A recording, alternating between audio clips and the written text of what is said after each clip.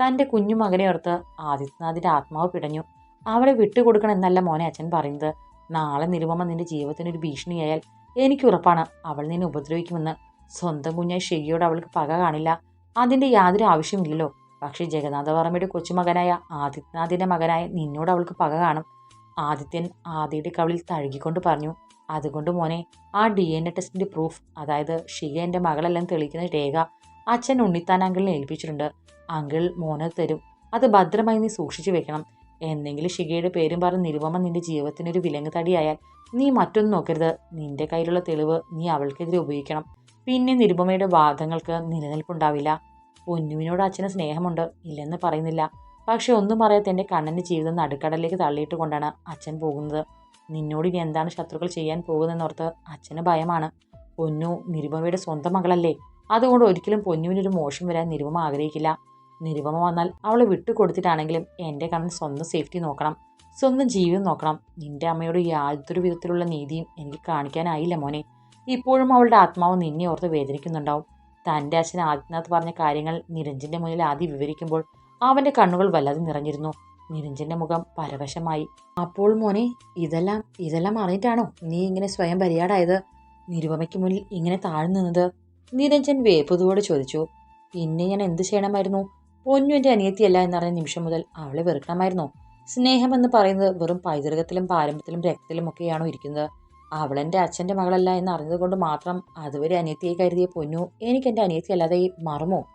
അങ്ങനെയാണെങ്കിൽ ഞാനൊരു മനുഷ്യനാണെന്ന് പറയാൻ പറ്റുമോ? ആ ചോദ്യം കേൾക്കെ നിരഞ്ജന തൻ്റെ മുഖത്ത് ശക്തമായ ഒരു അടിയേറ്റതുപോലെ തോന്നി. അയാളുടെ മുഖം കുനിഞ്ഞു.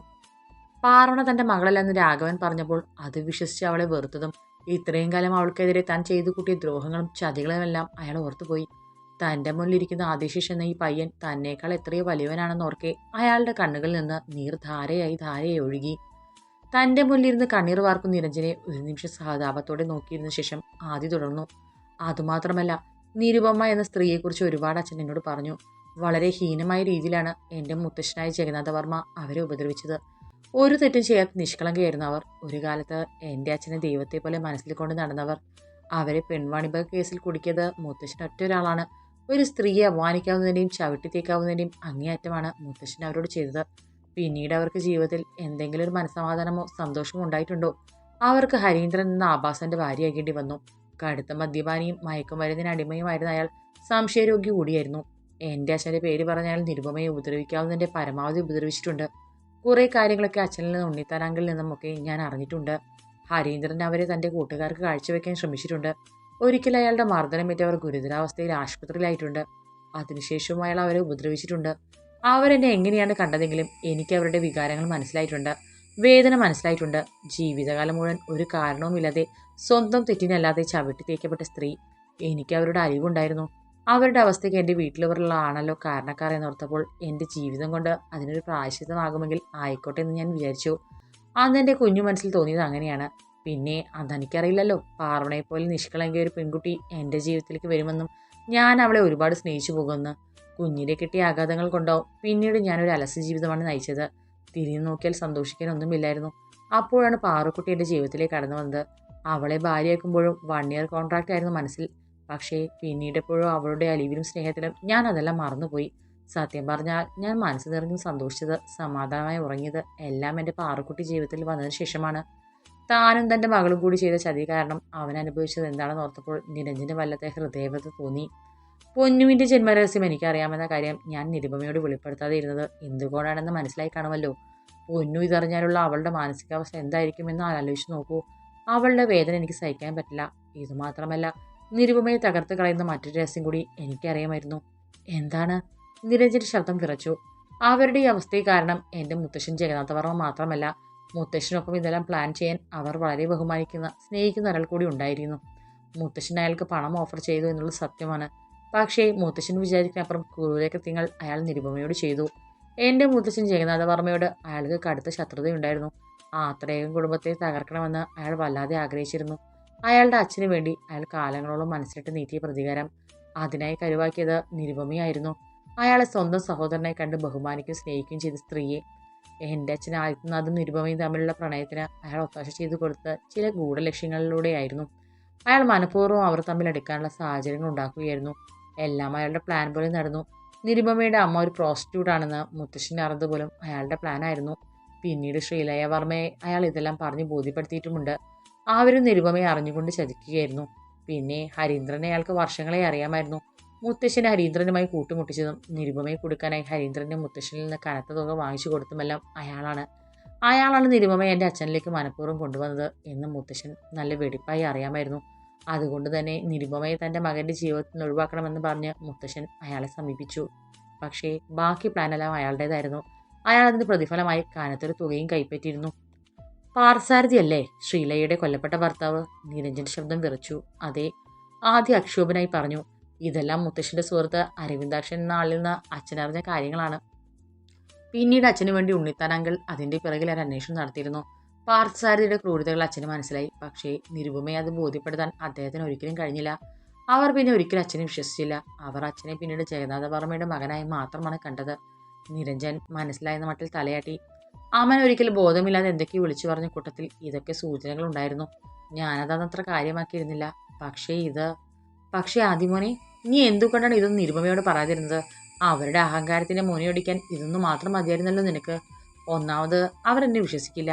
ഞാൻ ജഗന്നാഥ വർമ്മയുടെ കൊച്ചുമകനായി പോയില്ലേ. എനിക്ക് മറ്റൊരാളെ ചതിക്കാൻ കഴിയില്ല എന്ന് അവർ വിശ്വസിക്കുന്നതേയില്ല. അവർ ബഹുമാനിക്കുന്നതും ആരാധിക്കുന്നതും ശ്രീലയ വർമ്മയെയും അവരുടെ ഭർത്താവിനെയും മകനെയും ഒക്കെയാണ്. ഞാനിത് വിളിച്ചു പറഞ്ഞിട്ട് അവരുടെ പരിഹാസം നേരിടാൻ എന്നല്ലാതെ മറ്റെന്ത് പ്രയോജനമാണുള്ളത്? പിന്നെ പൊന്നുവിന്റെ കാര്യം, നൊന്തുപെറ്റ മകളെ താൻ ശത്രുവായി കരുതുന്നത് വരെ ഏൽപ്പിച്ചിട്ട് അവർ ജീവിച്ച നരകജീവിതം എന്തായിരിക്കുമെന്ന് ഇടയ്ക്ക് ഞാൻ ആലോചിക്കാറുണ്ട്. എന്തുകൊണ്ടോ അവരോട് ഇതുവരെ വെറുപ്പ് തോന്നിയിട്ടില്ല. ഷികയെ അമ്മനെ ഏൽപ്പിക്കണമെന്ന് അവർ പറഞ്ഞപ്പോഴും പാർവണയെ ഉപേക്ഷിക്കണമെന്ന് പറഞ്ഞപ്പോഴും ഒരുപാട് ദേഷ്യവും സങ്കടവും തോന്നിയിട്ടുണ്ട്. കൂടെ നിന്ന് അവരിൽ വിഷം കുത്തിവെക്കുന്നവർ തന്നെയാണ് അവരെ ക്രൂരമായി ചതിച്ചതെന്ന് അറിഞ്ഞാൽ ഒരുപക്ഷെ ആ ആഘാതം അവർക്ക് താങ്ങാൻ പറ്റിയെന്ന് വരില്ല. ഞാൻ എപ്പോഴൊക്കെ അവരെ അമ്മ എന്ന് വിളിച്ചിട്ടുണ്ട്. അത് ഉള്ളിൽ തട്ടി വിളിച്ചതാണ്. അന്ന് അവർ പറഞ്ഞു മാഡം എന്ന് വിളിക്കണമെന്ന്. ആദി ചിരിക്കാൻ ശ്രമിച്ചു. പക്ഷേ അമ്മ എന്ന് വിളിച്ചത് ആത്മാർത്ഥമായി തന്നെയായിരുന്നു. ഒന്നുമില്ലെങ്കിലും എൻ്റെ പൊന്നുവിനെ എനിക്ക് തന്നത് അവരല്ലേ. പാവം, അവർ എവിടെയെങ്കിലും സമാധാനത്തോടെ ജീവിച്ചിരിക്കട്ടെ. പെട്ടെന്നാണ് പിറകിൽ നിന്നൊരു ഏങ്ങൽ കേട്ടതുപോലെ തോന്നിയിട്ട് നിരഞ്ജനും ആദ്യം ഒരുപോലെ മുഖം തിരിച്ചത്. ICUവിന്റെ ഡോറിനരികിലായി നിന്ന് മുഖം പൊത്തി പൊട്ടിക്കരയുന്ന നിരുപമയെ കണ്ട് രണ്ടുപേരും സ്തബ്ധരായിപ്പോയി. നിരുപമ പൊട്ടിപ്പിളർന്ന് കരഞ്ഞുകൊണ്ട് വെറും തറയിലേക്ക് ഊർന്നിരുന്നു. ആദ്യമൊക്കെ ഞെട്ടിപ്പോയിരുന്നു. ആദ്യത്തെ സ്തംഭനാവസ്ഥ കഴിഞ്ഞതും അവൻ വേഗം നിരുപമയുടെ നേർക്ക് ചെന്നു. അവർ മുഖം പൊത്തി ഉച്ചത്തിൽ ഏങ്ങലടിച്ചു കൊണ്ടിരുന്നു. അവരുടെ ശരീരം വല്ലാതെ ഉലഞ്ഞു. മാഡം, എന്തായി കാണിക്കുന്നത്? പ്ലീസ് എഴുന്നേൽക്ക്. ആദിയുടെ അപേക്ഷ അവർ കേട്ടതേയില്ലെന്ന് തോന്നി. കരച്ചിലിന്റെ ശക്തി കൂടി വന്നു. Madam please. അവൻ മടിച്ചു അവരുടെ ചുമലിൽ തൊട്ടു. എന്നോട് ക്ഷമിക്കണേ. ഞാൻ ദയവായി എന്നോട് പൊറുക്കും മോനെ.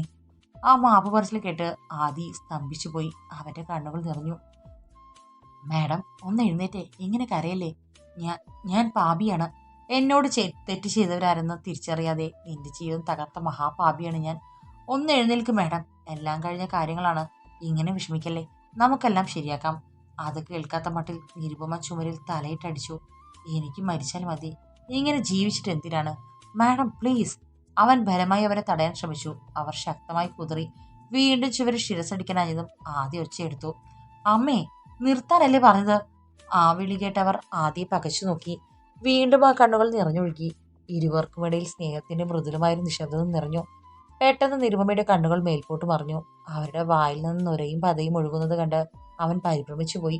ആദിയുടെ കൺമുന്നിൽ കിടന്ന നിരുപമ പിടച്ചു. ഫിറ്റ്സ് ആണെന്ന് തോന്നുന്നു ആദി. പെട്ടെന്ന് ഡോക്ടറെ വിളിക്ക്. എല്ലാം കണ്ടു കിടന്ന നിരഞ്ജൻ സംഭ്രമത്തോടെ പറഞ്ഞു. പിന്നെ എല്ലാം വേഗത്തിലായിരുന്നു. നിരുപമയെ പെട്ടെന്ന് തന്നെ ICUവിലേക്ക് അഡ്മിറ്റ് ചെയ്തു. കുറച്ച് സീരിയസ് ആണ്. ഒരു മൈൽഡ് അറ്റാക്കിന് സാധ്യത തള്ളിക്കളയാനാവില്ല. ഏറെ നേരത്തെ കാത്തിരിപ്പിനൊടുവിൽ ഡോക്ടർമാർ ആദിയെ അറിയിച്ചു. ഒരുപാട് സീരിയസ് ആണോ അല്ലു?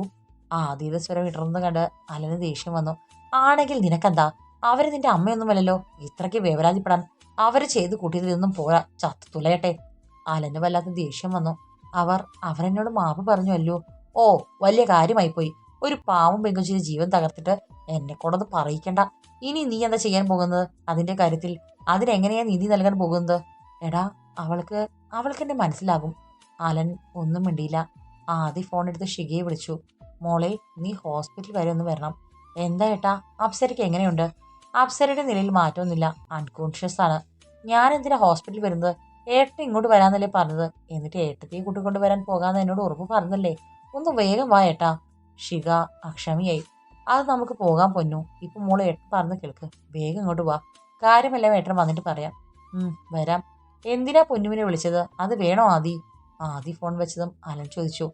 അവൾ അവരെ ഒന്ന് കണ്ടോട്ടെ. നമ്മൾ അത്രയെങ്കിലും ചെയ്യണ്ടേ? കുറച്ചു കഴിഞ്ഞ് നിരുപമയെ ട്രീറ്റ് ചെയ്യുന്ന ഡോക്ടർ ദർശൻ മേനോൻ പുറത്തേക്ക് വന്നു. മധ്യവയസ്സ് പിന്നിട്ട തലപാതി നരച്ച ഒരാളായിരുന്നു അദ്ദേഹം. ഗോവിന്ദരാജവർമ്മയുടെ സുഹൃത്തും കൂടിയാണ് ഡോക്ടർ ദർശൻ. രാജൻ എന്നെ വിളിച്ചിരുന്നു ആദി, ഇവിടുത്തെ കാര്യങ്ങൾ അറിയാൻ. പിന്നെ തന്നോട് വേഗം വീട്ടിലേക്ക് ചെല്ലാൻ പറഞ്ഞു. അങ്കിൾ എന്നെയും കോണ്ടാക്ട് ചെയ്തു ഡോക്ടർ. ഞാൻ കുറച്ചു നേരം കഴിഞ്ഞ് പോയിക്കോളാം. ആദി പറഞ്ഞു. ആ അമ്മയ്ക്ക് ഇപ്പൊ എങ്ങനെയുണ്ട്? അത് പറയാനാണ് ഞാൻ വന്നത്. അവർക്ക് കുറച്ച് ഭേദമുണ്ട്. തന്നെ ഒന്ന് കാണണമെന്നവർ പറഞ്ഞു. സംസാരിക്കണം അത്രേ. കയറി കണ്ടോളൂ. പിന്നെ അവർക്ക് സ്ട്രെയിൻ ഉണ്ടാകാൻ സൂക്ഷിക്കണം. ആദ്യമല്ലേ തല കുലുക്കി. അവരെന്ത് പറയാനാടാ നിന്നെ വിളിക്കുന്നത്? ഇനി ഉപേക്ഷിക്കാൻ നിനക്ക് ഭാര്യയില്ലെന്ന് പറയും. ഡോക്ടർ ദർശൻ പോയപ്പോൾ അലൻ ദേഷ്യപ്പെട്ടു. ആദ്യമൊന്നും മിണ്ടാതെ ഐസിയുടെ ഡോർ തുറന്ന് അകത്തേക്ക് കയറി. ഒരുപാട് വയറുകൾക്കും ട്യൂബുകൾക്കും ഇടയിൽ നിരുപമ തളർന്ന് കുഴഞ്ഞു കിടക്കുന്നുണ്ടായിരുന്നു. ആദ്യം കണ്ടതും അവരുടെ കണ്ണുകൾ നിറഞ്ഞൊഴുകി. എന്നോട് എന്നോട് പൊറുക്കാൻ മോന് കഴിയുമോ എന്നെനിക്കറിയില്ല. അത്രയ്ക്കാണ് ഞാൻ നിന്നെ ദ്രോഹിച്ചത്. ഒരു പൂവിറുക്കുന്ന ലാഘവത്തോടെ നിന്റെ കുട്ടിക്കാലത്തെ സന്തോഷം അത്രയും ഞാൻ അറുത്തു മാറ്റി. യൗവനത്തിൽ നിനക്ക് സമാധാനം എന്ന് പറയുന്നുണ്ടായിട്ടില്ല. നിന്റെ ജീവിതം ഞാൻ അപ്പാടെ തകർത്ത് കളഞ്ഞു.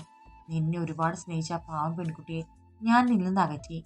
ഇപ്പോൾ എല്ലാം അറിഞ്ഞപ്പോൾ എനിക്ക് മനസ്സിലാവുന്നുണ്ട് നിഴലിനോടാണ് ഞാൻ യുദ്ധം ചെയ്തതെന്ന്. ആദി വല്ലായ്മയുടെ നിരുപമയെ നോക്കി. അവൻ എന്ത് പറയണമെന്ന് അറിയില്ലായിരുന്നു. നിരുപമ പെട്ടെന്ന് അവന്റെ കരം കവർന്നെടുത്തു. എന്നോട് ക്ഷമിക്കണേ മോനെ, എനിക്ക് മാപ്പ് തരണേ. ഞാനത് അർഹിക്കുന്നില്ല. എങ്കിലും നിന്നോട് ക്ഷമ യാചിക്കുകയാണ്. എന്റെ ജീവിതം തീർന്നെന്ന് തോന്നുന്നു. ഇനി അധികം ഒന്നുമില്ലെന്നും. പക്ഷേ നിരപരാധിയായി നിന്റെ ജീവൻ തകർത്തോർത്താൽ മരിച്ചാൽ പോലും എനിക്ക് സമാധാനം കിട്ടില്ല. നിരുപമ വീണ്ടും കരഞ്ഞു. ഡോക്ടറുടെ വാക്കുകൾ ഓർത്തപ്പോൾ ആദിക്ക് നേരി പരിഭവം തോന്നി. ദയവ് ചെയ്ത് കരയരുത് മാഡം. അതെല്ലാം കഴിഞ്ഞ കാര്യങ്ങളാണ്.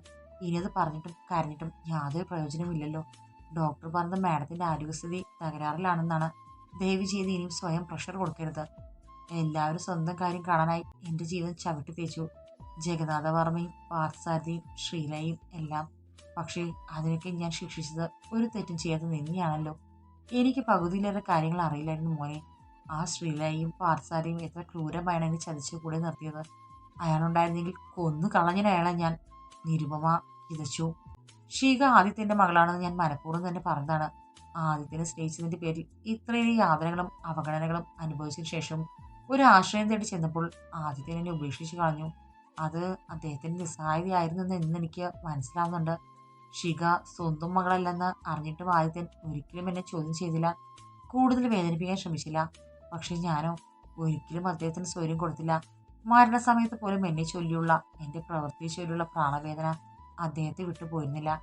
ഇനി അതൊക്കെ ആലോചിച്ച് സങ്കടപ്പെടാനല്ലാതെ എനിക്ക് മറ്റൊന്നിനും കഴിയില്ലല്ലോ. നിരുപമ വീണ്ടും വിങ്ങി. ഞാൻ പറഞ്ഞില്ലേ മേഡം, എല്ലാം കഴിഞ്ഞതാണ്. ഇനി അതേക്കുറിച്ച് ഓർത്ത് കരയാനാണ് ഭാവമെങ്കിൽ ഞാൻ പോകുന്നു. നിനക്ക് നിനക്കെന്നോട് വെറുപ്പില്ലേ മോനെ? ഞാൻ പറഞ്ഞല്ലോ, എനിക്ക് ദേഷ്യമുണ്ടായിരുന്നു. പക്ഷെ എന്തുകൊണ്ടോ വെറുപ്പ് തോന്നിയിട്ടില്ല. എന്റെ മുത്തശ്ശനും മാഡത്തിന്റെ ദുർവിധിയിൽ ഒരു പ്രധാന പങ്ക് വഹിച്ച ആളാണല്ലോ. അപ്പോൾ അതിന്റെ ഫലം ഞാനും കൂടി അനുഭവിച്ചതല്ലേ പറ്റൂ. എന്നെ എന്നെ ഒന്ന് അമ്മയെന്ന് വിളിക്കാമോ മോനെ? നീ പറഞ്ഞ പോലെ വെറുപ്പില്ലെങ്കിൽ എന്നെ അമ്മയെന്ന് വിളിക്കാമോ? ആദി കാരുണ്യത്തോടെ പുഞ്ചിരിച്ചു. അമ്മയെന്ന് തന്നെയാണ് മനസ്സിൽ വിളിക്കുന്നത്. പുറമേ മാഡം എന്ന് വിളിക്കുന്നതേ ഉള്ളൂ. എന്നാൽ എന്നാൽ ഇനി അമ്മയെന്ന് തന്നെ വിളിക്കാമോ? നിന്റെ ആ വിളി കേട്ടിട്ടില്ലെങ്കിലും ഇനിയുള്ള ജീവിതത്തിൽ ഞാൻ പുണ്യം നേടട്ടെ. നിരുപമ ആദിയുടെ കൈകളെടുത്ത് തന്റെ കണ്ണിൽ ചേർത്ത് വെച്ചു. അമ്മ കുറച്ചു നേരം കിടന്നുറങ്ങൂ. ഇപ്പോൾ തന്നെ ഒരുപാട് കരഞ്ഞു. ഞാൻ പുറത്തുണ്ടാവും. പിന്നെ പിന്നെ എനിക്ക് എന്താ അമ്മേ? ആദി സൗമ്യമായി ചോദിച്ചു. ഒന്നുമില്ല. നിരുപമ ചുണ്ട് കടിച്ച് വിതുമ്പാന്ന് അടക്കാൻ ശ്രമിച്ചു. ഷികയെ കാണണമെന്നല്ലേ? ആദിയുടെ ശബ്ദം ആദരമായിരുന്നു.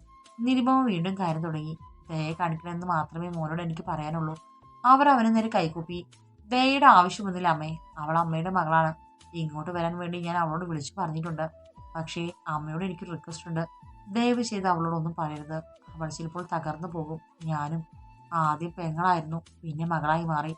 ഇനി അങ്ങനെയുള്ളത് കരുതാൻ വയ്യ. ഒരിക്കലും വയ്യ. ഇല്ല മോനെ, ഒരിക്കലും ഞാനിനി അങ്ങനെയൊന്നും ചെയ്യില്ല. അല്ലെങ്കിൽ തന്നെ എനിക്ക് എന്ത് അർഹതയുണ്ടോ അവളെ കാണാൻ?